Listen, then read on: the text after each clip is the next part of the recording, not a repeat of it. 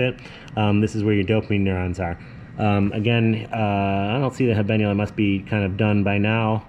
Anything else? Here's your insular cortex, by the way. Remember how I told you have to kind of like, is that right? No, I actually think I might be wrong about that. Let me see if I can determine. Okay, here I think is maybe, here's a good example.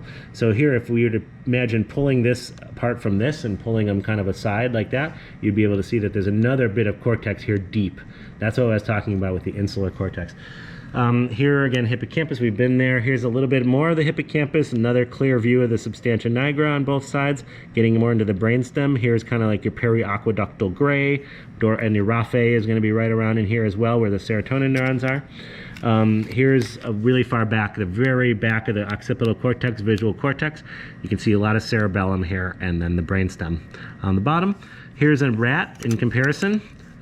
This one here you can see, let's see here, cerebellum. We're just starting to see it here. Here's a better view of the cerebellum. Cerebellum's on top, brainstem's down there. So that's pretty analogous to this one here. Cerebellum, brainstem, cerebellum, brainstem. We don't really have the occipital cortex here. It could just be fell off in my preparation. Another thing I'll show you on this rat brain section here is, you can see the substantia nigra right here as well on both sides. And in the middle is the VTA. So over here, here's going to be your VTA, here's your substantia nigra, here's the analogous structures.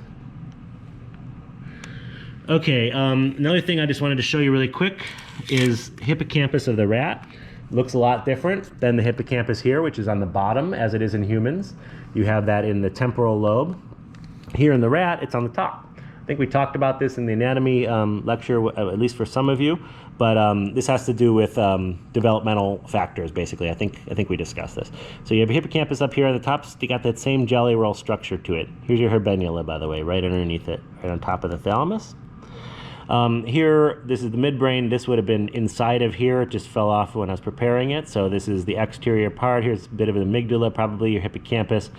As you go further back, the hippocampus is going to also come down in the ventral area called your ventral hippocampus. Also, it would be equivalent to basically your anterior hippocampus in a human or a chimp. Okay, so what else do I got for you? You know what? I think that's basically the main business. So I thank you for your patience with this video. I apologize that it's awful compared to the ones that were amazing that you guys made.